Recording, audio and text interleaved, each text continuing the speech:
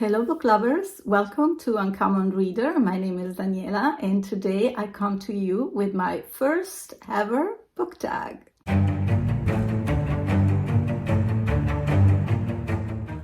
Thank you to Catherine of Raspberry Reads for tagging me on this tag created by Jolene of the channel Bookworm Adventure Girl, who created this book tag called Don't You Forget About Me.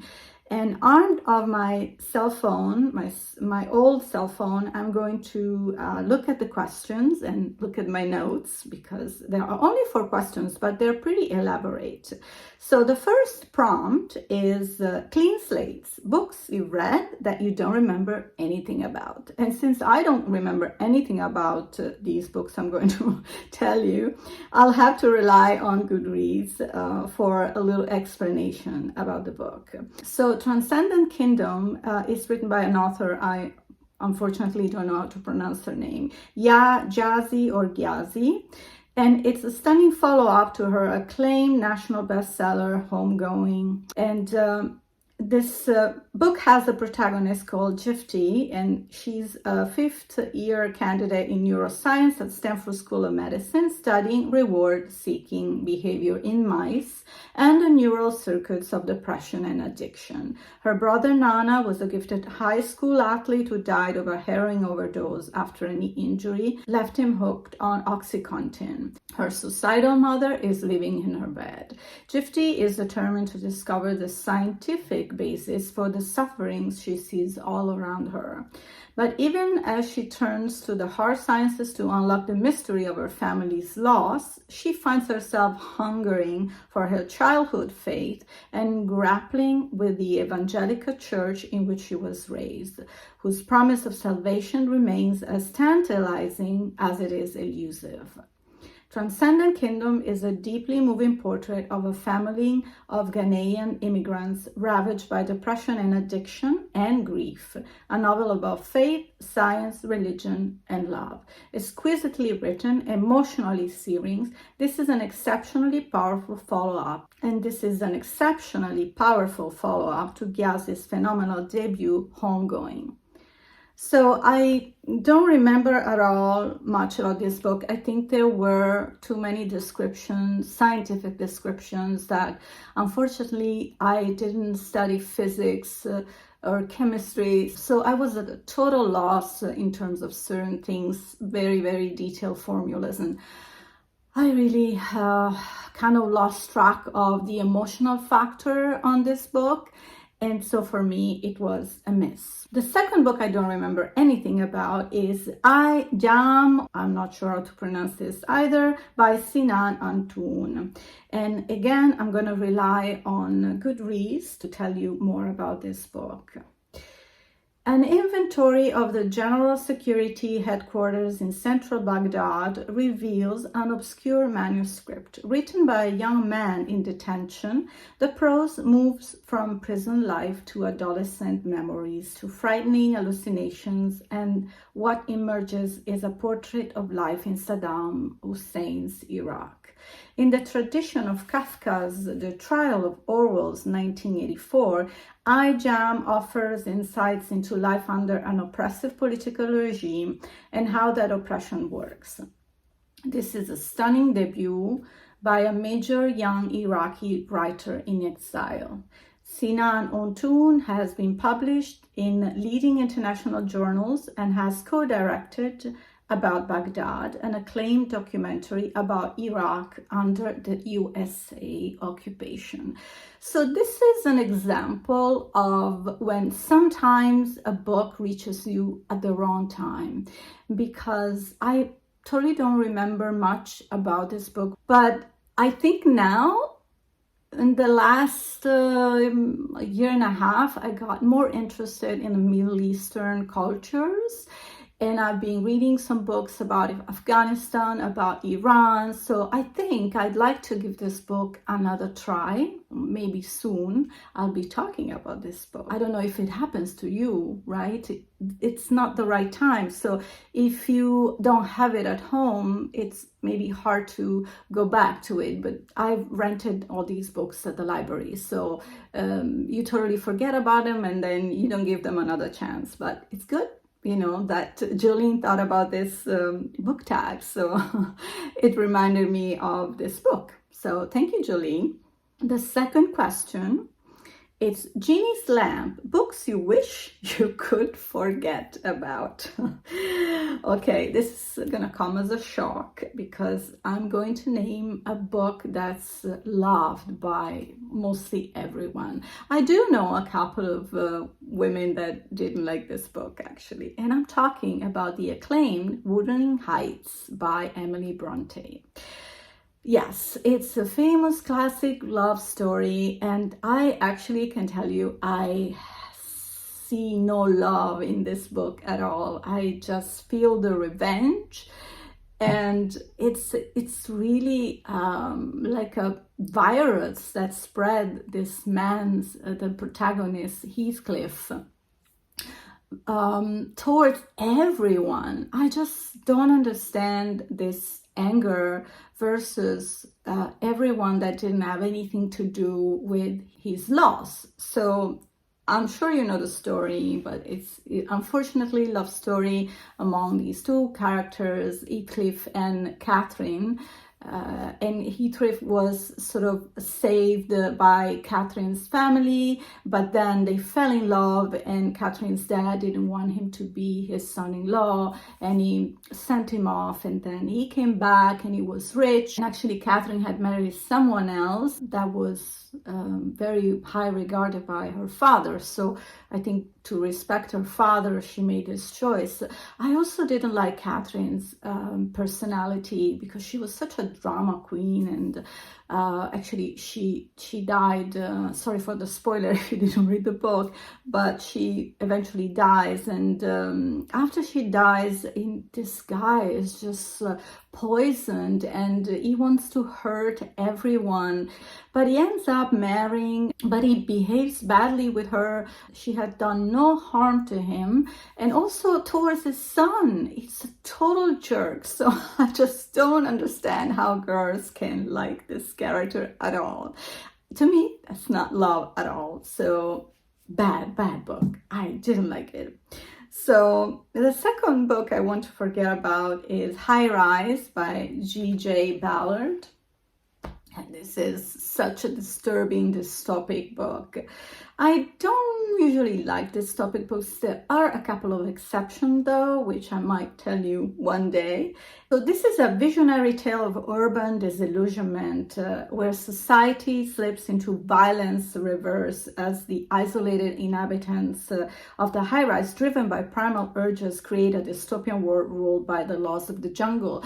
Basically, you have this high-rise where the poorest, rich people live on the first floors, and the really rich people live on the penthouses on the last floors. And in this high rise, you have everything you need. It's like a little city. You have banks, you have shops, you have restaurants. So you actually don't need to leave the place unless you have to go to work, or you could work from home, whatever. But there's an event starting with a power outage. All hell breaks loose. It just sets up on a series of incidents and rage, little quarrels, and continues with crazy episodes of violence. And certain scenes I really wish I could forget because there's violence on animals as well, and so it's really horrid. Of course, it's supposed to be a metaphor of our society and how we cannot sometimes try to come together instead of fighting each other and mending our own differences. But yes, it's really taken to the extreme. I understand that reality sometimes it's way worse. We can just look at the news and be shocked. But This book is quite disturbing, so I wish I could forget about it. The third book and final book that I wish I could forget about, it's not so bad, but compared to High Rise, it's called Breasts and Eggs by Mieko Kawakami. She's also quite a famous singer in Japan. I didn't know about this. So this book is the story of two sisters, an older sister who lives in the country in Japan, and the younger sister works and lives in Tokyo. They are not too close to each other, but they sometimes meet, and her older sister goes to see her in Tokyo with her teenage daughter.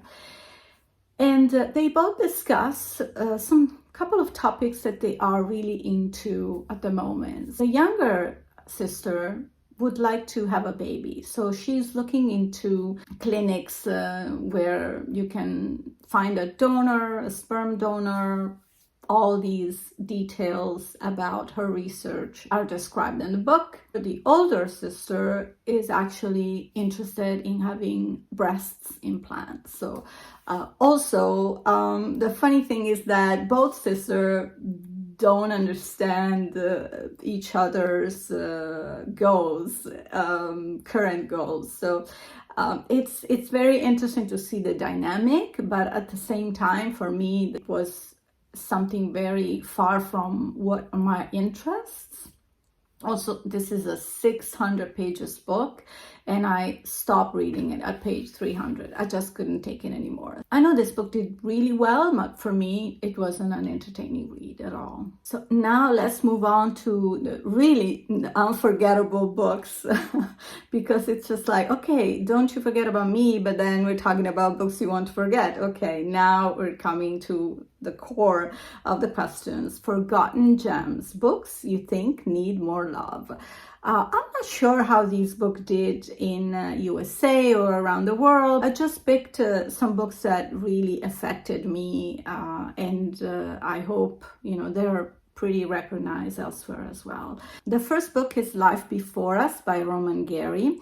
And the book, it's about lost childhood, and the narrative voice is the one of Momo, who's an Algerian orphan who lives in a shelter run by an ex-prostitute, Madame Rosa, in the Parisian neighborhood of Belleville, who was then considered like an immigrant slum. And Momo tells us about his everyday life of hardship and his growing concern for Madame Rosa's health, who's deteriorating. So he feels obliged to take care of her because she's been taking care of him since he could remember. Momo is narrating his story with irony and some witty gags, and with the typical language of a boy that's always infused with a little hope.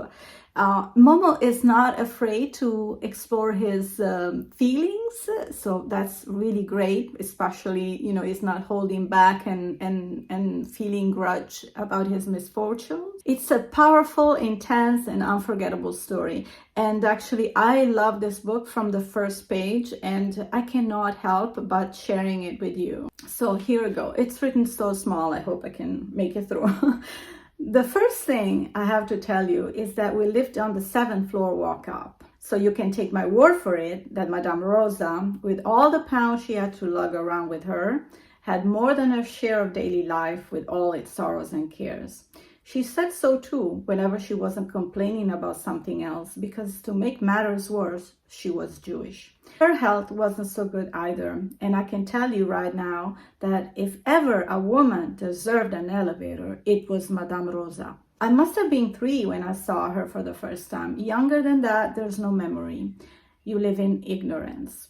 I stopped being ignorant when I was 3 or 4, and I sometimes miss it. There were plenty of other Jews, Arabs, and blacks in Belleville, but Madame Rosa had to climb those 6 flights all alone. She often told us she'd die on the stairs someday, and all the kids would start crying because that's what you do when somebody dies. There were 6 or 7 of us up there, sometimes more. At first, I didn't know that Madame Rosa only took care of me because of the money order that came at the end of the month. I didn't find out until I was 6 or 7, and it gave me a bad shock to hear I was paid for. I thought Madame Rosa loved me free, gratis, and there was some connection between us. I cried about it all one night, and that was my first big sorrow. Seeing I was sad, Madame Rosa explained that family doesn't mean a thing and told me how some people tie their dogs to a tree and go off on vacation. So every year, 3,000 dogs die of being deprived of parental affection. Then she picked me up on her lap and swore she loved me more than anything in the world. But I couldn't help thinking of the money order. So I started crying and I ran away. It's sweet, right? And the whole book is filled with this sentiment. So yes, there is painful stories, but at the same time, they're told with this warmth. It just reminded me a little bit of Dickens' writing as well. And you'll hear about Dickens in a bit as well. So the second book that I think needs more love, I don't know, but in Italy it did okay. It's a trilogy actually by Alka Yoshi. And it's The Henna Artist, that's the first book. And then the second book is The Secret Keeper of Jaipur and The Perfumist of Paris, the third book, which I confess I haven't read yet. So the first book is about this woman, Lakshmi, who's running away from her abusive husband. And she decided to reach a big city, Jaipur. And thanks to her mother-in-law teaching, she becomes an henna artist. And she will slowly grow like an upper class type of clientele. So she's keeping all these secrets because it's like when you go to the hairdresser, you just kind of gossip around. So she even ends up at the Maharaja Palace one day. Things starts to get really complicated when her sister finds out where she lives, and she shows up one day, and she is like a wild child that's going to create a lot of difficulties and also put Lakshmi's career in peril. And the second book, it's also about the two sisters and also this sister creating even more trouble and so on. So it's sort of a saga, because I think in the third book we'll see Lakshmi's sister's daughter going to Paris. Of course, how could I not miss to read this book? So I think I enjoyed the first book more, just because it was really focused on Lakshmi sort of succeeding from a life where she was stuck in this abusive marriage, and instead creating a career and being able to buy a house. So I really like that type of emancipation message. The second book was also entertaining and also with different nuances, because she finds herself a different career, and I'm looking forward to read the third book. So instead of giving you 3 titles, I gave you 1 title and a trilogy. How about that? I hope that's okay. Final question, forget-me-nots. Books you will always remember.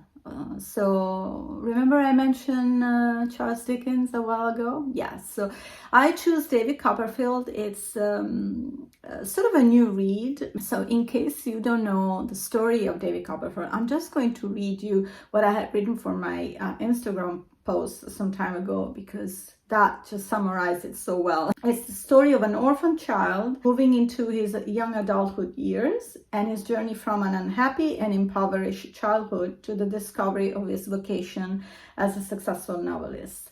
Among the masterfully depicted characters he encounters are his tyrannical stepfather, Miss Murdstone, his faithful and caring housekeeper, Peggotty, his brilliant but ultimately unworthy school friend, James Steerforth, his formidable aunt, Betsy Trotwood, the eternally humble yet evil Uriah Heep, one of the worst evil characters in literature, and the magnificently impecunious Wilkins Micawber, one of literature's great comic creations.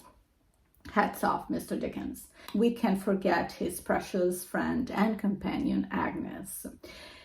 Listen to this. Dickens describes this novel as his favorite child. Dickens drew from his own experiences to create one of the most exuberant and popular works, filled with tragedy and comedy in equal measure. Dickens has the delicacy of protecting us from too much pain, with the irony that distinguishes him, freeing us from worries even in the worst moments. The hope of justice always hovers in the air, making the reading experience truly enjoyable. And isn't that so?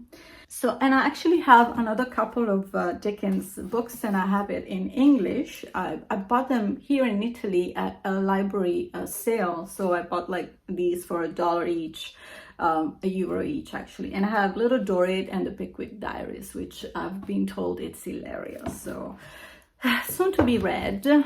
So moving on, actually I've chosen 3 books for this category.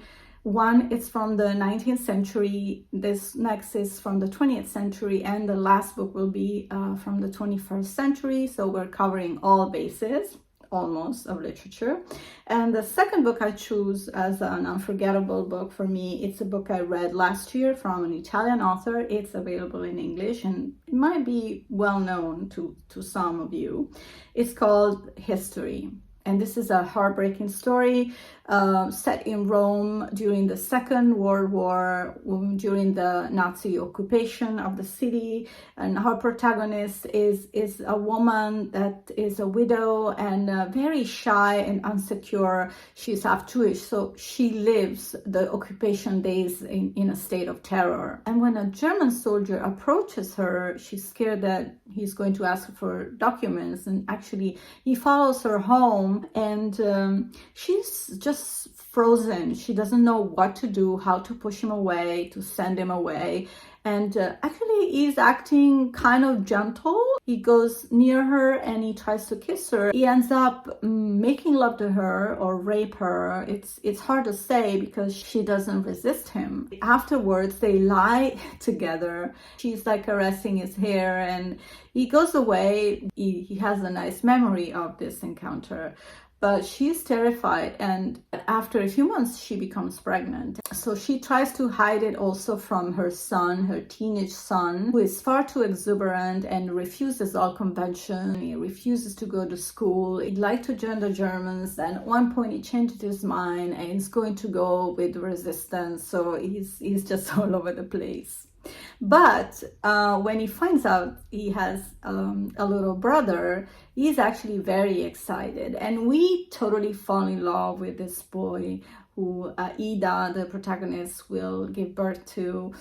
We immediately understand that this is a special child. And from then on, I think the book really takes your full attention because things start to change as well in a very dramatic way. Rome hasn't been bombed until then because of the Vatican. They were saying, no one is going to drop bombs on the Vatican and the Eternal City, but it actually happened. So Ida and her sons, they lost their home, so they had to flee in the villages, the outskirts of Rome, and they sort of lived together with other refugees, and of course always hiding or being Jewish from the others as well. And so we really feel the pain of all these families that had to flee their houses and the city and wait for the resistance, wait for the Americans and for the partisans that were trying to fight the Germans at the time. So this book is filled with sorrow and pain, but there is the enchantment of lightness that Elsa Morante is able to capture here and there in the book, with these moments of happiness that remain frozen in time around all that pain. And these episodes usually see as a protagonist this special child, Giuseppe. His name was Giuseppe, but he couldn't pronounce words correctly, so he decided his name was going to be Giuseppe, so he avoided the first 2 letters of his name. The book is slow, and there are many other characters around this family, and they're all so deep and well described and well written. The whole book is an experience of pain and joy and happiness and beauty.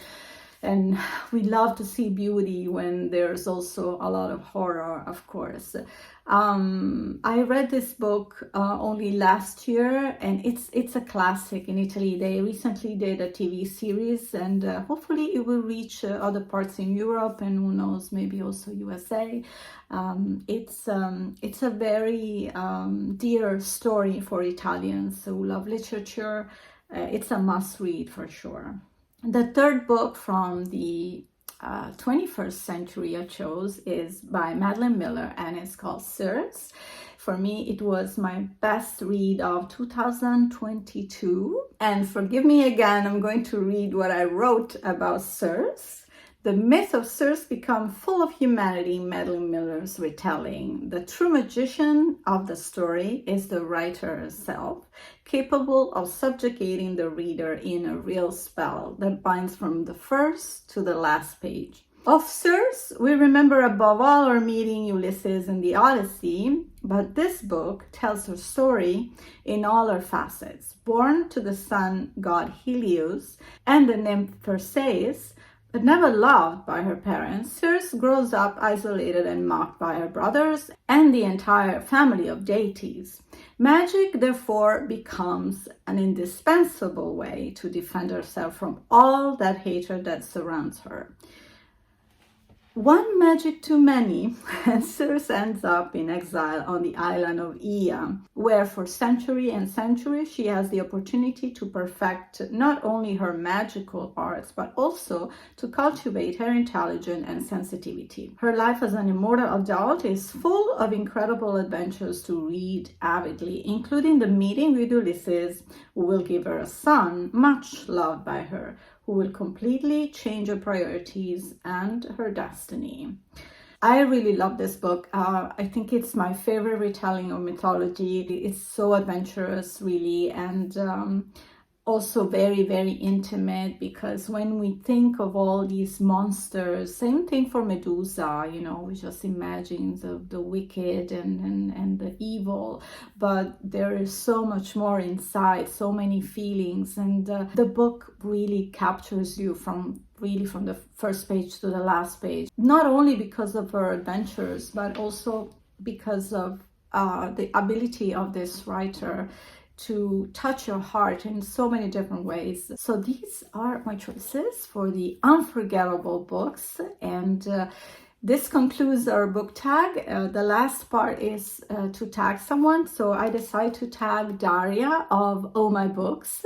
I don't have many connection because I'm sort of new here among the English speaking booktubers.